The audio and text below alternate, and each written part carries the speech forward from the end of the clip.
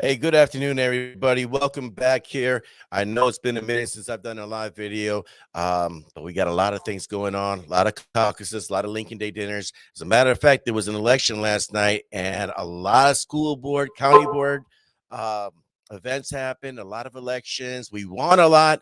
We lost a couple, Milwaukee most notably. But Bob Donovan ran a hell of a race, so we got to give it up to him and his campaign. But tonight here, we're coming out a little early, and just bear with me here because I'm kind of reworking the studio a little bit, so you'll notice some weirdness back here. I'm painting the wall, working the blue screen, so work with me on that. So don't mind that. The content I'm about to bring you is so much more important because what we've experienced over the last 2 years regarding COVID, the lockdowns, mandates, mask mandates, you name it, it was very important because your law enforcement officials, whether you're talking officers on the street or district attorneys or even the attorney general himself, these are people that make very important decisions. And coming up here in the election 2022, one of the offices that may be the most important office next to the governor, if not more so, is for the office of the attorney general. And joining me here this afternoon for about the next 30 to 45 minutes or so, depending on what his time availability is going to be, is Republican candidate for the attorney general here in the wonderful state of Wisconsin, Eric Toney. How are you, sir? Oh, great, Ed. Thank you so much for having me on and really appreciate the opportunity. No, I really appreciate, we met up in Wausau, I want to say about a month and a half ago or so. There was an event up there where we both had the chance to speak and met you there, met you a couple other times at some of the other events. And I think you bring a lot to the table and having done a lot of research on you. I got to tell you, man, I'm really excited about this conversation we're going to have. Well, I'm excited as well, and it's been great seeing you're. Feel like you're just about everywhere I am. I've hit 54 counties so far as I've been traveling Wisconsin, so I'm going to touch them all before this is over. I haven't hit 54, but yeah, it's like every weekend there's something going on. But let's jump right into this here. You yourself, you're a native Wisconsinite, born in Fond du Lac, if I recall correctly. Went to school here in Wisconsin, and you got yourself to be district attorney here in 2012. In a wonderful, and I love Fond du Lac. I ain't gonna lie, I love Fond du Lac, and because you guys got Sal's Pizza and Popeye's Chicken, I'm just not even gonna lie about that. But Fond du Lac is an awesome place, though. I want to start off by just kind of diving into the why you decide to do what you do. Being a district attorney, you see some of the worst out there, and it's always good to kind of get the background and the why of why somebody Yeah. pursues what they do. Well, we definitely, as DAs and prosecutors, see some of the worst that society has to offer, but likewise, we get to see the best that society has to offer in our law enforcement. Brave men and women that rush into dangerous situations, willing to risk their life so that we can go home safely. And when I was in law school, I interned in our DA's office in Fond du Lac for 2 summers and thought I was never going to end up being a prosecutor because I saw some really hardworking people, but they just seemed really burned out from the toll that a career in prosecution can do.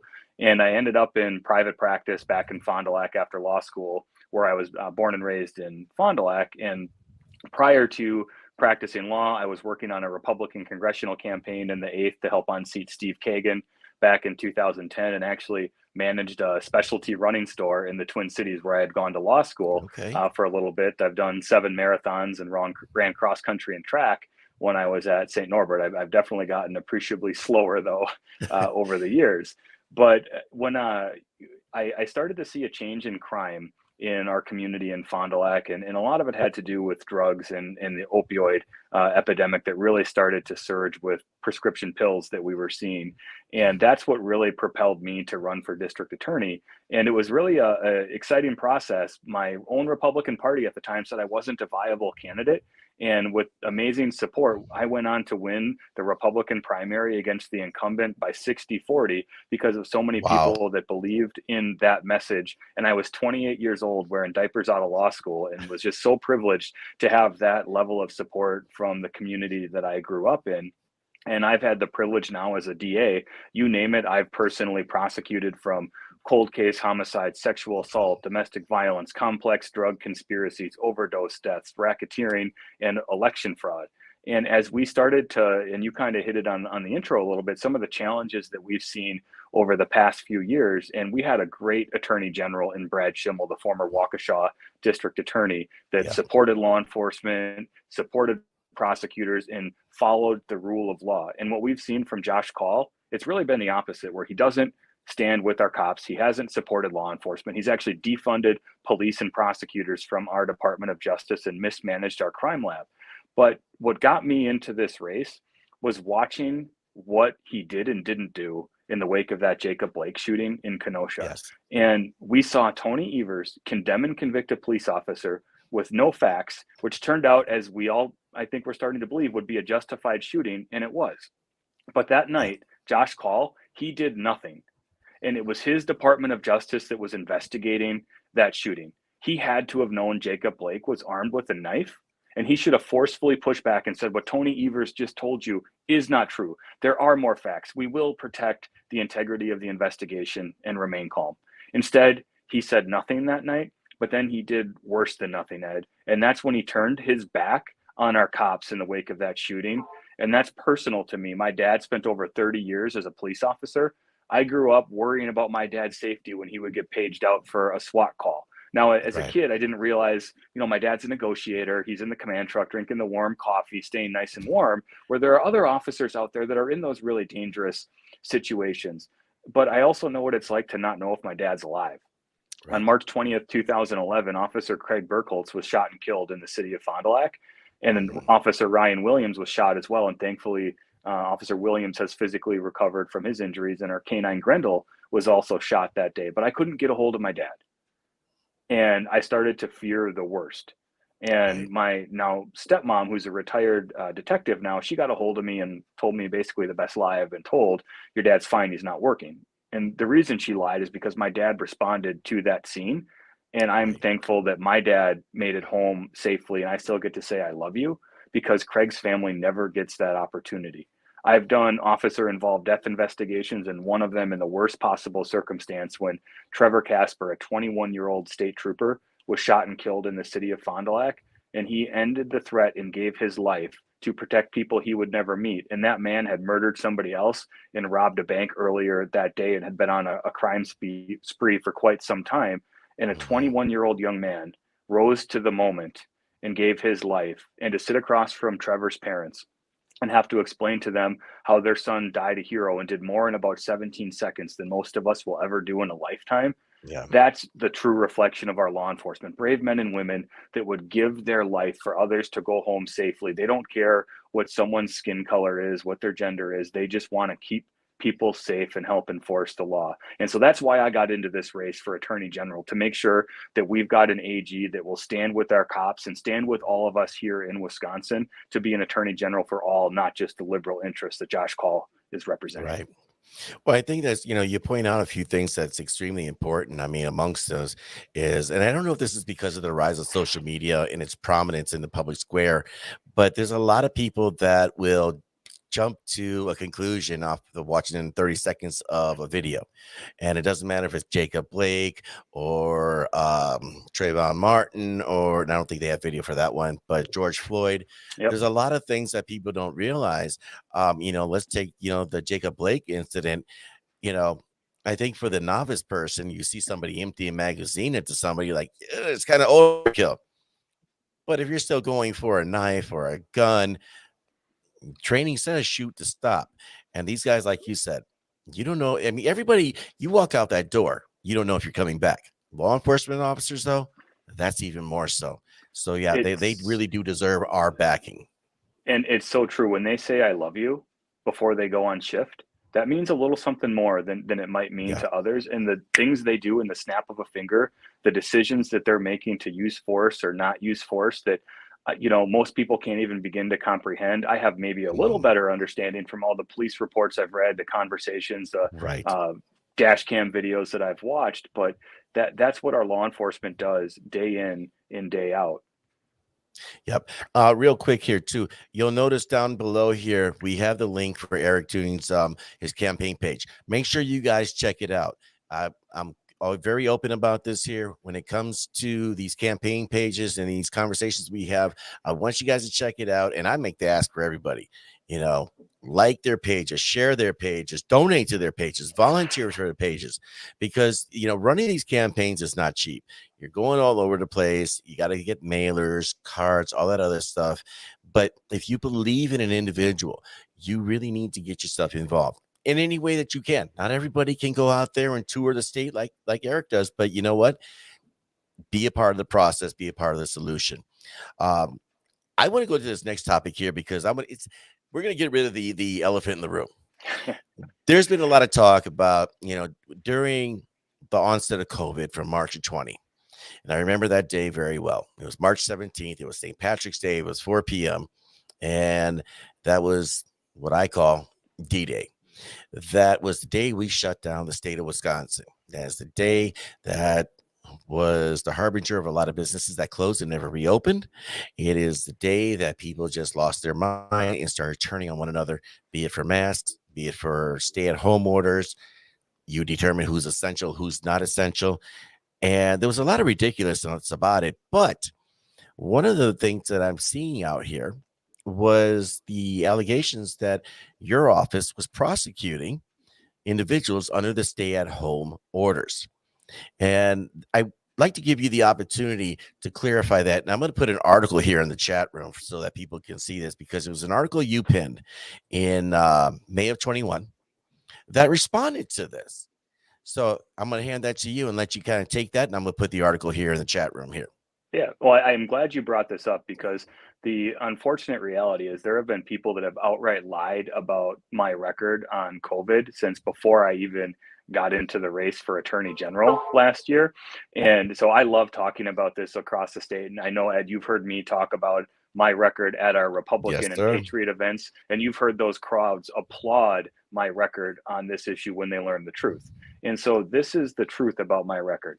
When that original Safer at Home order came out, even President Trump was supporting those efforts, and law enforcement referred cases to my DA's office, and we filed a small number of those cases. But what we didn't do was shut down a single business, a church, or anything else. And we never convicted, jailed, or fined anybody, because I use my discretion to dismiss every single one of those cases. There wasn't even a defense attorney that was seeking to have those cases dismissed. It was my order in my office that they be dismissed because it was the right thing to do.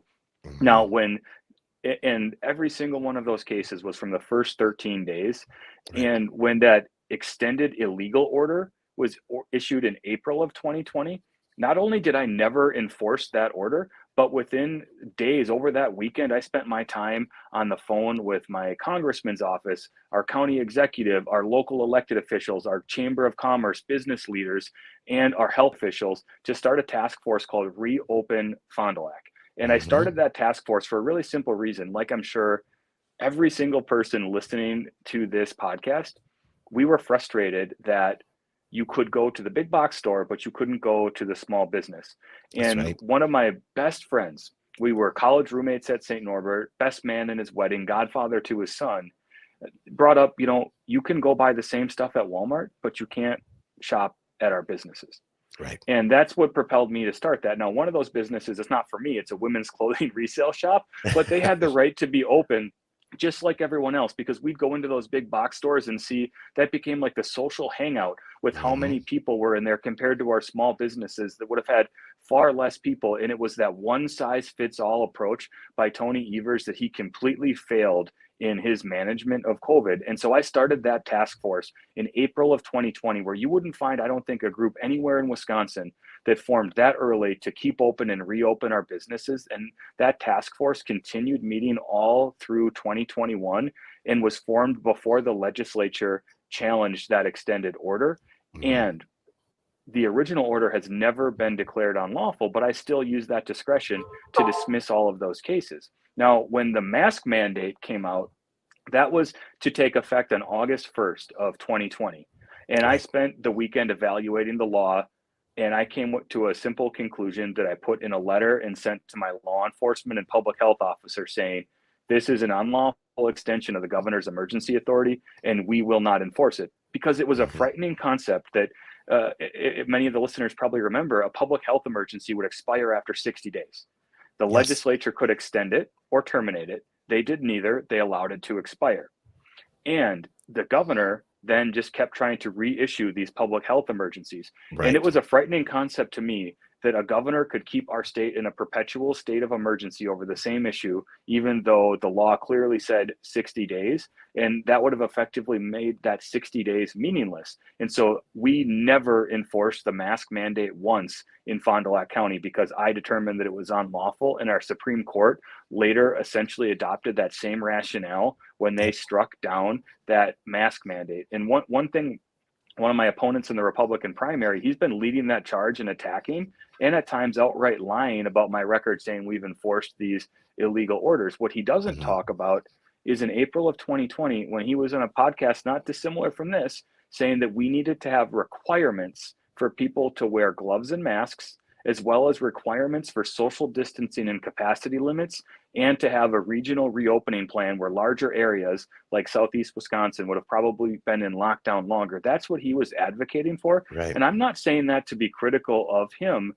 because when people go back and think about March and April of 2020, compared to probably even May, June, July, and the many months that passed, our viewpoint is very different because we've Yes. realized we've been lied to at different times where it was don't wear a mask, wear two masks, masks don't work, wear an N95 masks, where it's been so hard for people to find the truth during this time. And big tech has censored people at different times over things that we've later Yep. learned to be true. And that's become such a frustration for so many of us where we want our government to be level with us and trust us with the truth. But when you look at my record, nobody has the credibility I do to put Toney Evers and Josh Call on trial for their failures as they played politics with public health and as they're now doing with public safety. Yep. Well, and I think it was interesting the workaround that came about, say, from the mask mandate alone. While they struck it down, a lot of businesses still kind of kept it up, and then it became, well, we're not enforcing a mask mandate; it's a trespassing mandate because I'm telling you to leave. So I kind of Yeah. found that as a weird workaround because it was like, you know what, one way or another, we're going to try to make people wear the mask, and I think it caused a lot of division and probably mucked up a lot of time as far as any law enforcement responses to things like that in an issue that didn't need to happen.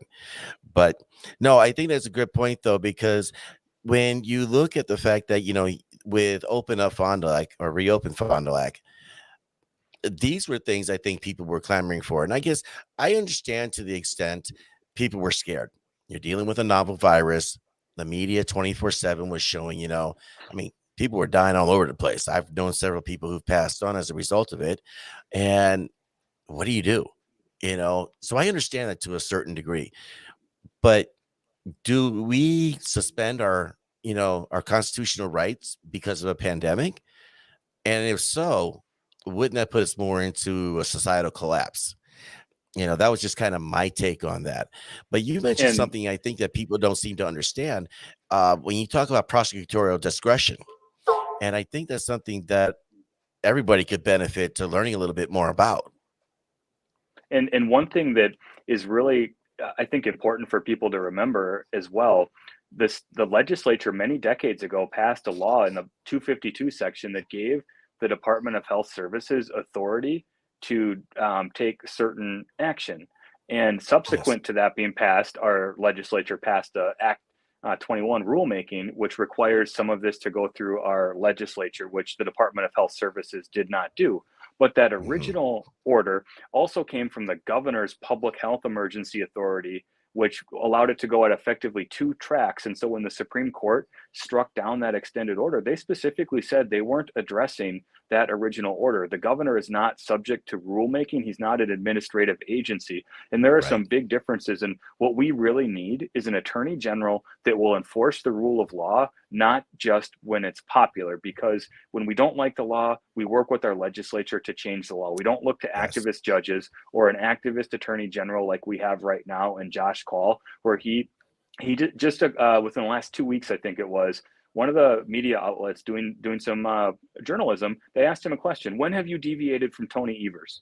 And his answer should have been never. But he tried to weave his way around it and said, well, he wanted Mhm. me to withdraw from the Affordable Care Act. I just didn't do it right when he wanted. And he didn't put some things I wanted in his budget. He has been lockstep with Toney Evers failing to enforce the rule of law. He even Yep. tried to remove a DNR board member and tried to get a judge to effectively say and change and go back in time and change how he was appointed to the board because Josh Call doesn't like that he's exercising a lawful way to hold over on the board. And I called on him to dismiss his lawsuit, and he obviously didn't listen to me. But the judge, the liberal Dane County judge, agreed with my legal analysis and dismissed his lawsuit. And you have to wonder, how wrong does Josh Call, our liberal attorney general, have to be Yep. for a liberal Dane County judge to tell him that he is wrong on the law? On top of that, he came out and said if Roe versus Wade is overturned, he will not defend or enforce our abortion ban on the books in Wisconsin because he doesn't like it.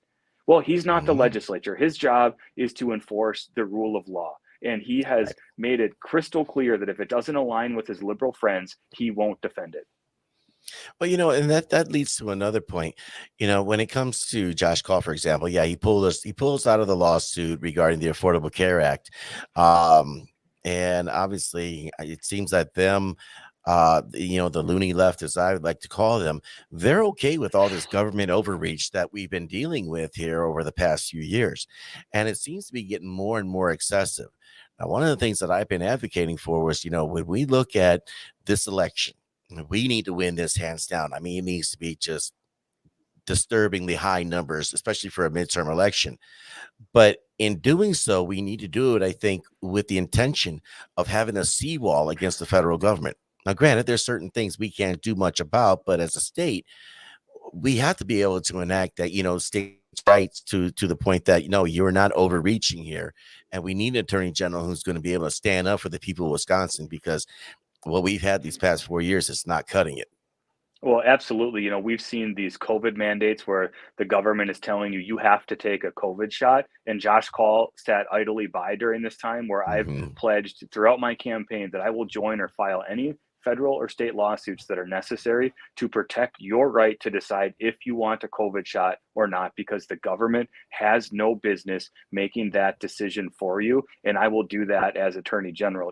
As a DA, I have sat across from too many being poisoned by fentanyl, methamphetamine, and other drugs. Mhm. And that border crisis is literally in our streets right now, where Yes, it we are is. seeing historic, unprecedented levels of drug overdose deaths where kids are being poisoned from fentanyl. And Joe Biden has failed to enforce our immigration laws, where he's basically, I joke, like a third base coach, just rounding people in to the country over Yep. the border. And we're going to see some of those COVID restrictions are apparently going to be lifted, and it's only going to get worse. And I'm all for people coming to America. I think when my great grandfather came to America from Lebanon, my grandfather fought Mhm. in World War II. My dad was a police officer. That we have that history of service in our family, like so many Yep. other families here in America. But we want people to do it the legal way, and we know people are bringing drugs across the border. There Yep. becomes trafficking in sex and even at times employment issues where people are being exploited and abused. And I will Yes. join and file federal lawsuits that are necessary to force the Biden administration to enforce our immigration laws, because we cannot keep having parents burying their children. Yeah. Well, and I think it's a great segue to this next topic because it's one that, I think is to call it a pestilence is probably to not say enough about it. Anybody with any knowledge knows that there's a circuit that runs around here that essentially runs from Chicago up to Milwaukee, up 41 through up all the way in between into Green Bay, out to Minnesota. And it bleeds over into the surrounding communities. We're talking about drug running, human trafficking, prostitution. I mean, you name it, the litany of various crimes and criminal activity that come up and down the corridors here. And I live in a very rural community. And even in my community, fentanyl, cocaine, and any number of drugs is a huge pill popping, huge issue. As Attorney General, I think, how do you build relationships with you've got a lot of endorsements from a lot of law enforcement offices, sheriff's departments. how do you build relationships, not just with law enforcement, but with the communities as well, to combat this scourge that is plaguing, our cities from large to small? Well, and I'm fortunate, as you mentioned, to even before running for attorney general, to have great relationships with local law enforcement, not just in Fond du Lac County, because we build complex drug conspiracy cases in Fond du Mhm. Lac County that you would sometimes be more apt to see at, say, the U.S. Attorney's Office. But Right. we build that with our law enforcement partners, where we've had upwards to almost 20 defendants charged in a multi-million dollar cocaine conspiracy. We've built over $1 million heroin conspiracy, where what we seek to do is build these what we call historical drug conspiracies, where Mhm. we are looking at drug deliveries that they've made, especially if we can seize a certain amount of that drug, where we can help put that in front of a jury, where we're putting serious class C felonies where somebody could go to prison for a couple decades potentially, where we're putting these serious cases in front of our judges, where we're sweeping these people off of the streets. And that's something that we need to be building out across Wisconsin and helping teach our prosecutors how to do that and make sure our law enforcement has to do that. But they also have to have the resources and time to be able to do it, because we've Right. seen a public safety crisis where law enforcement is unable to retain and recruit officers, in part because of that toxic environment that people like Toney Evers, Josh Call, and Joe Biden have created, where we need an attorney general that's going to stand with our law enforcement and help make people know this is a wonderful profession to be in, and we want amazing people to be in that profession. Because if we can't retain great law enforcement, it becomes hard to build these cases. But we also have to be able to recruit and retain great prosecutors. And that's a challenge, where we have openings all across Wisconsin, because the starting pay for an assistant district attorney is about $26 an hour. They make about $52,000 a year. And that's Right. not a terrible wage, but when somebody's going through 7 years of schooling and there's not a Mhm. guarantee that that's necessarily going to go up, it becomes very difficult to find good candidates or retain them. And an experienced prosecutor can do such great work in a community to work hand in hand with our law enforcement to keep people safe. And I'm fortunate to have endorsements from 45 of our 72 sheriffs, nearly 100 DAs, sheriffs, and police chiefs Wow. across Wisconsin already, including the Milwaukee and Racine Police Associations, and the unanimous endorsement from our Wisconsin Fraternal Order of Police, because they recognize my tough on crime prosecution record in Fond du Lac County, that they want a prosecutor and not a politician to clean up Right. this mess that Josh Call has created at our Department of Justice. We talk about resources. He has literally, as I mentioned before, defunded prosecutors and DCI agents at our Department of Justice, leaving positions unfilled during historic, unprecedented violence and drugs across Wisconsin. I mean, Mhm. Milwaukee, their homicide clearance rate is under 50%, because law enforcement's so understaffed and under resourced. Right. They sure could use some of those DCI agents and prosecutors to help them out. He's also mismanaged our crime lab, taking well, we haven't seen last year's numbers yet. They should be coming out soon. But compared to Brad Schimmel's numbers, he's testing almost 30% less items and taking longer to test almost every category of items. And he has the audacity to say, when he announced his reelection, that he's proud of his record on public safety. What I proposed last year in October was giving our attorney general's office original criminal jurisdiction over Milwaukee County, so we can prosecute the crime that John Chisholm is unable or unwilling to prosecute, because people are literally getting away with murder in Milwaukee. And Ed, you know, just like I do, if you get Mhm. away with it in Milwaukee, guess what? You think you can get away with it anywhere in Wisconsin. You And that certainly doesn't do. even take into account the non-fatal shootings, where I think last year we saw almost 850 victims of non-fatal shootings in Milwaukee and nearly 200 homicides. That is unsustainable, inexcusable, and so many people that have been victimized by that crime. We also need cash bail reform. I was promoting that constitutional amendment to force our judges to consider the dangerousness of a defendant before that Yeah. Waukesha parade massacre, because that's what experience gives us, the ability to try and put these things to our legislature to make a difference and keep people safe. And that's why law enforcement has overwhelmingly lined up behind me, making me law enforcement's choice. Yep. Well, and I think, you hit the nail on the head when you called it the Waukesha massacre. I've seen too many people, especially in the mainstream media and the news down in the Milwaukee area. They're calling it a crime, and it is a crime. But make no mistake about it. But running in with a vehicle into a parade of people, and the number of people that they killed and injured, that was a massacre. and I'm not a lawyer. I only play one on the internet, but to me, that was a terrorist attack. And it's one of those things where when you look at low bail, if an individual, and Milwaukee's got a long history of this, of, catch and release, revolving door of justice, which leads me to this other question here, because we know low bail is a problem. We know the revolving door of the justice system is a problem. The justice system, from a lot of people's perspective, is that it's broken. And I don't know if we're going to solve the problem anytime soon, because, you can go back into antiquity and, Draco's column, the idea that everything's punished by death. Yeah, are we restorative? Are we rehabilitative?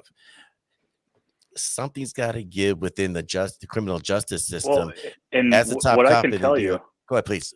yeah, sorry, but so, No, no. I mentioned my dad was a police officer. So imagine how Mhm. proud he was when I mentioned I was in private practice in Fond du Lac for a little bit. I was doing criminal defense work for a chunk of that practice. And so you can imagine how proud my dad was, like joking, like I'm letting them out as he's arresting them. But Right. I'd be sitting across from my clients having these conversations about, the direction of the case. And they would wonder at times, some of them would be up from Milwaukee, Chicago. And why do you care about this crime up here? Because they don't care about it down there. Effectively, maybe law enforcement was understaffed, they couldn't get to it, it wasn't prosecuted, so they just assumed, well, we can get away with that up here too, and it set their eye level for what they could or couldn't get away with. And that's why we have to clamp down on that crime in Milwaukee County, because if we can stop the crime in Milwaukee, we will literally protect the rest of Wisconsin. And I have a unique perspective, having a dad that was in law enforcement, prosecuting cases, having been on the other side of the aisle, where I'm the only candidate in this race that's ever prosecuted a case here in Wisconsin and used those DOJ resources, let alone been on the other side of the aisle. And we're seeing the consequences of Josh Call's inexperience in that Yeah. regard, left and right. And Wisconsin has not elected an attorney general, Ed, without prosecution experience. Can you guess since when? Oh, I gotta. I'm just gonna throw a number out there. I'm going 3 decades. 1963. And that Ooh. person had military experience. So the last time that I think this was tried was when the Democrats, during the blue wave of 2006, ran Dane County Executive Kathleen Falk against J.B. Van Holland. She had no prosecution experience, and J.B. Van Holland won that race. He ran a great campaign, but also had a candidate that had never prosecuted a case that wanted to be our top cop. And JB was one of, I think, one or two Republicans that won a statewide seat that had previously been held by Democrats. And we cannot make that same mistake. And that's what makes our primary elections so important, so that we can retire Josh Call and fire Toney Evers in Yeah. November. When again, it goes back to, the people of Wisconsin deserve better, and we deserve better by, the public servants like yourself, other law enforcement officers who give so much of your time, so much of yourself. And because I got to imagine, cops are out there pulling overtime, and I'm sure you sitting over here pouring over cases well into the wee hours, especially when these are big cases. And you guys are literally the vanguard of the public out here. And that's something I don't think is appreciated enough, especially with this whole defund the police narrative. It is I don't even know if I call it establishment, but it's just It's one of the crazy. most, it's one of It's the most crazy. ridiculous things I've seen. Because, on one hand, you're going to cry defund the police, but somebody strikes back at you, you're going to call for the police. Well, I and can't we wrap my have head around that. prosecutors across Wisconsin that they don't get paid enough. They're working crazy Yeah. hours. They're doing that to help keep our community safe. And I can tell you, they're making life and death decisions, many of them every day, Mhm. and they're praying that they made the right decision, that they're keeping their community safe, because they are so underworked. Just in the last couple of years, Yeah. Wisconsin has added nearly 100 more prosecutors because they recognize how under-resourced they are. Now, Toney Evers, he just threw out another about 30 prosecutors through some of the federal COVID funds. But what he Mhm. didn't do, I'm the incoming president of our Wisconsin DAs Association. He never even contacted our organization to see what we needed. We can't even fill the positions that we have open right now. And so basically what he did was it's like giving a kid a toy on Christmas without the batteries to play with it. We're Right. unable to fill these positions right now. And it's really hampering public safety in Wisconsin.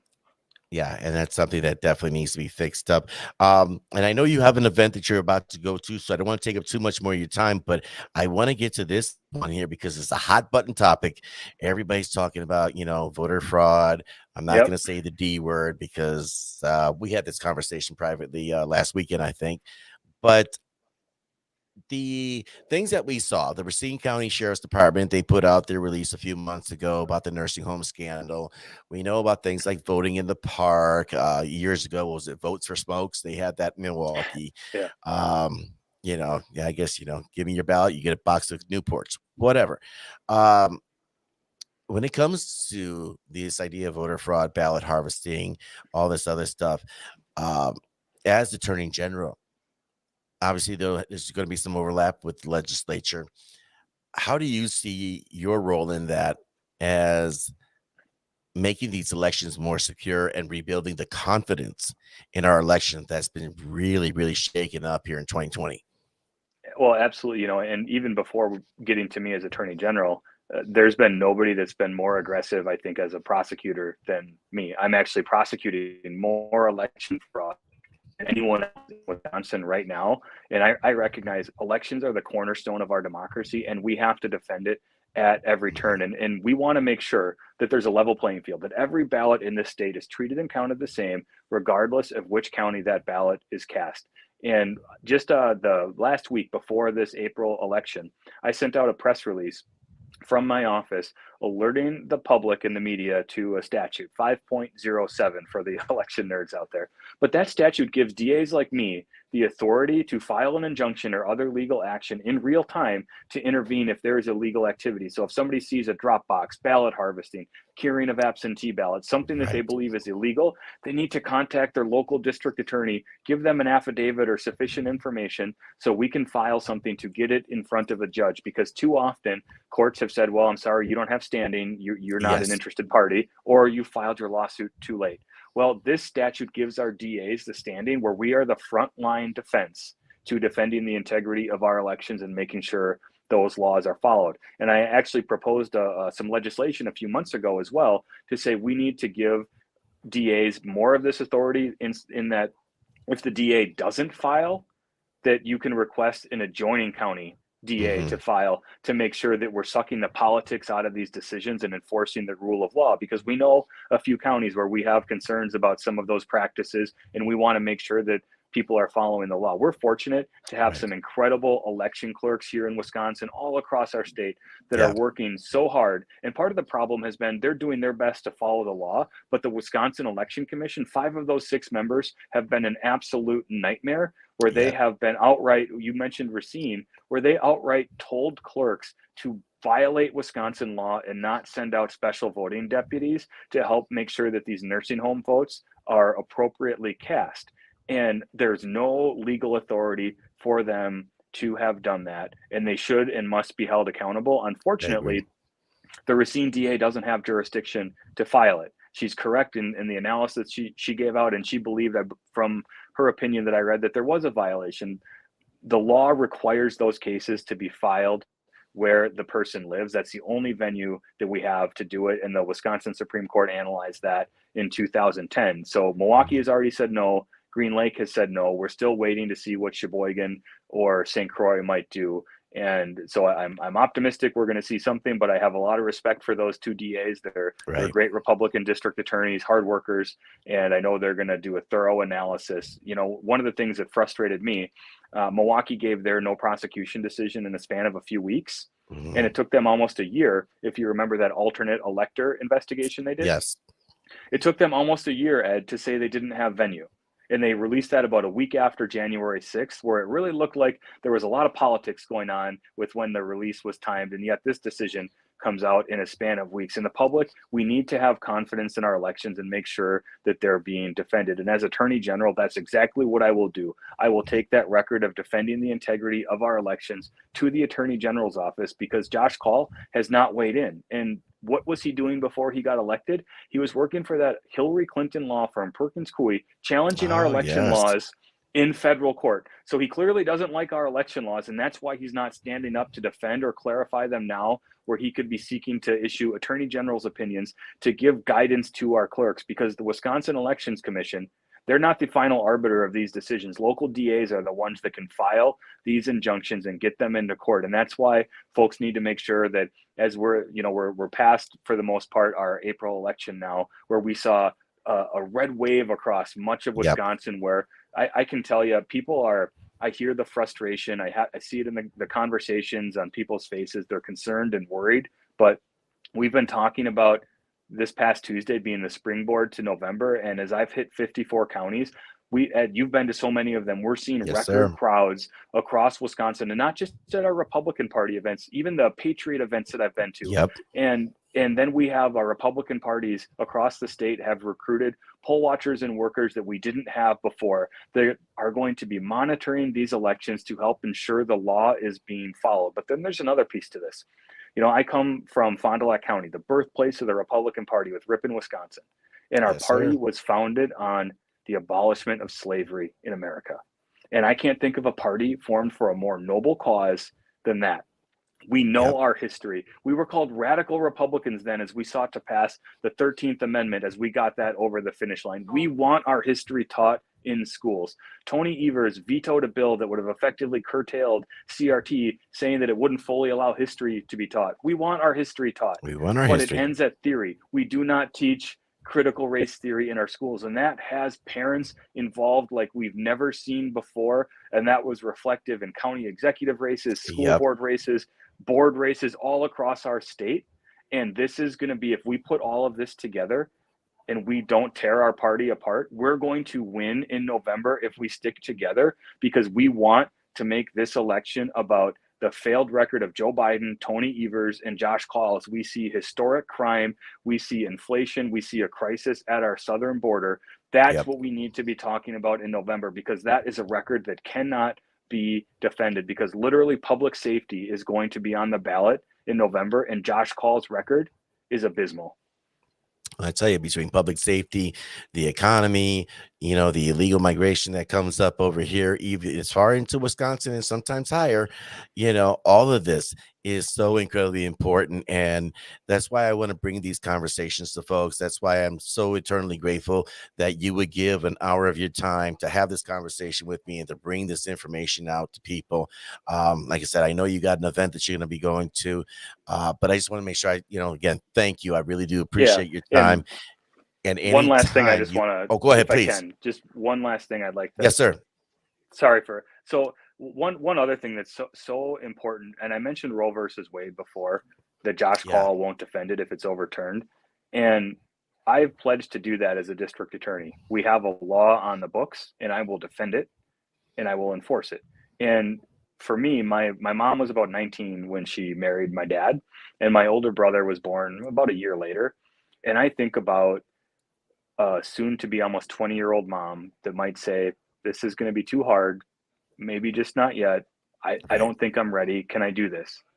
And my mom was raised in a Christian family. My brother and I were raised in a Christian family. So abortion was never a choice, never an option for my mom. Right. And because of the values that she has, my older brother is here, and I can't imagine living life without him. And I will proudly stand with the Right to Life with all of our listeners. And I'm proud to have the endorsement from Wisconsin Right to Life, as well as a number of our legislators, our former RPW chair, Brad Courtney. But I got into this race to make sure we have an attorney general that will stand with all of us and stand with our law enforcement. And I couldn't be prouder to be law enforcement's choice. And people can learn more at erictoney.com. You can find me on Facebook or Twitter if Yep. you're still there. I'd love to send some emails if you have any questions about any of the topics today. Would love to hear from you. And Ed, I really appreciate you giving candidates like me this platform, because it is so important when we talk about sticking together. I mentioned in my election in 2012, where I was determined by my local party not to be a viable candidate.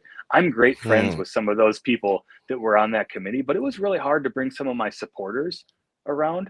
And we're coming Right. up on our state convention, and I worry that we may see some of those same things if we're not giving people a fair shot to fight for that endorsement process in May, because our goal isn't to win primaries, it's to win in November. And we have to Yeah. make sure that we're letting the voters make those choices and not keeping people off of those ballots for particular reasons. And I made that, I guess I won't get into the details of the meeting that I had, but that, it's suffice to say, I've made my position clear on that to the Right. state party, where we want to have a strong, united party. And it's a lot easier to do when we're not fighting amongst ourselves. We can talk about the differences between candidates and their record, but our focus Mhm. has to be on the Democrats because they want us to try and break ourselves when we want to Yeah. draw the target to them.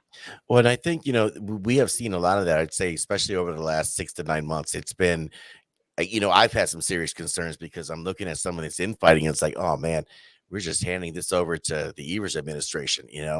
But Yeah. I'm hoping that what we saw yesterday with the, one conservative win right after another, Yeah. school boards, county boards, mayors across the state. Unfortunately, yes, we lost Milwaukee. Mequon Thiensville kind of, Yeah. messed it up over That was there. a But tough one. Yeah. that was, But that was, that was, those but volunteers in she Mequon put out Thiensville such worked hard so work. hard. They really Yeah. did, and I considered some of those folks friends, and I'm just really proud of how hard they fought for that Yeah. race. And it didn't go the way we wanted. Bob Donovan, he didn't win, but he did something really important. He won and got through that primary and Yes, he forced did. that public safety issue to the forefront, and he forced Cavalier Johnson to run more towards the middle. And that is something that the Milwaukee folks have to hold him accountable on because he took Mhm. positions he otherwise wouldn't have had without Bob Donovan. And Right. Bob Donovan, courageous for what he did, and he made a difference Yep. for Milwaukee, which will make a difference for Wisconsin. And it's our job to hold them accountable. Yeah, and we got to give a hat tip to all those folks that were out there because they really put in a lot of work. And I Yeah. think, to your point, the red wave. This is what I really hope. This is the harbinger of things to come. This is the Yeah. first Well, and I sign. think about those local candidates that they're Yeah. doing this because they care about their communities. They're not doing it for the Mhm. money or a title. And Right. all of the local candidate events that I got, and I was trying to find all of those election results last night to see who won, and Oh it my was like God. they're almost every single one of them had won. And I tip my hat to those because they're working one, maybe two jobs, raising a family. They've Yep. never run for office before. They're trying to figure this out, and they have really given us that hope that we need in that springboard to November. And all of those volunteers that knocked on doors and did the lit drops and Mhm. supported them. It was really neat to see as somebody that ran for local office as a DA to see folks out there doing that. It really warms the Right. heart. Well, like I said, I'm hoping this is the harbinger of things to come because we have a convention here next month. I'm hoping to get something positive out of that. Time will tell, I suppose, but really, at the end of the day, we got to keep our eye on the prize. Toney Evers, one term. Tony, one term. That's right. Well, Get him thank out. you, Ed. Glad to have you. And if anybody wants to Yes, learn more, you've got the link erictoney.com for those that are interested. yes, sir. And I'm going to extend the invite anytime you want to come back on, whether it's here or on the Tuesday night show or whenever. You let me know, Yeah. and we'll get you set up Well, because these absolutely. conversations are important. Yeah, absolutely. And I'm always happy to come back on, and thank you again for the opportunity that what you do to help advance our conservative movement forward. We can't do it without you and all of those other hardworking people that move us forward. Thank you. Thank you, sir. I appreciate it. And good luck at your event tonight. Thank you. I appreciate it. Bye-bye. Bye. Bye. All right, guys, that was Eric.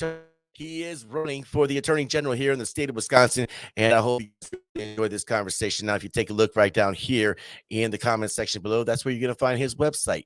That's where you'll be able to donate, volunteer, learn more about the individual who's running that we've had on the guest here, Eric Toney. And, this podcast will be put on. See, we're running live on YouTube, Facebook Live now. So we're doing that all together. But we'll also have it on all the other podcast platforms as well, too, audio version.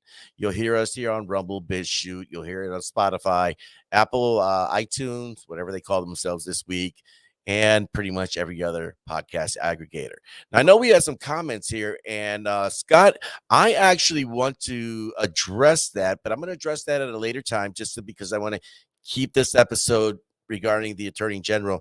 But regarding the wedding barns, I got some thoughts and I would love to share them with you and get your opinion on that too. Tracy, welcome. What's going on? How you doing? Good to see you here in the chat room tonight. And then, of course, Brother Joe, the repo man. good to see you guys here. And thank you guys for everybody for joining in here tonight. Please make sure to smash that like button, share these episodes out, subscribe wherever you're hearing all this goodness. And you know what? I'm going to have another episode probably later tonight.